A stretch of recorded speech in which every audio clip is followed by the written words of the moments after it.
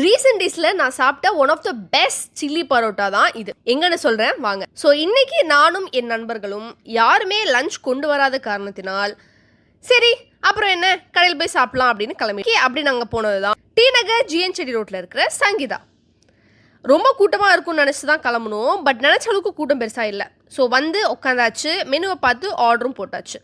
நான் சில்லி பரோட்டா தான் ஆர்டர் பண்ணேன். ஃப்ரெண்ட்ஸ் ஆளாளுக்கு ஒரு மீல்ஸு, ஒரு பிளேட் பரோட்டா ஆர்டர் பண்ணிட்டு. ஸோ எனக்கு ரொம்பவே பிடிச்ச விஷயம் என்னன்னு பார்த்தீங்கன்னா சீலிங்கில் இருக்க இந்த டிசைன் தான். ஸோ எனக்கு சின்ன வயசுலேருந்து இந்த மாதிரி குட்டி குட்டியாக லைட்ஸு, ஆர்ட் ஒர்க்ஸ், கிராஃப்ட் இதெல்லாம் பார்த்தா கொஞ்சம் அப்படியே வாயை பிளந்துட்டு பார்த்துட்டு இருப்பேனா. ஸோ அப்படி பார்த்துட்டு இருந்தேன். அதுக்குள்ளே ஆர்டர் பண்ணதெல்லாம் வந்தாச்சு. பரோட்டா கதைக்கு வருவோம்.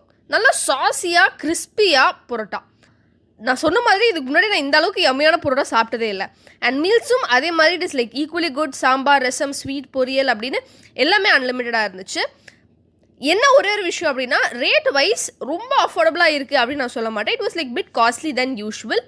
But taste wise it was like damn good.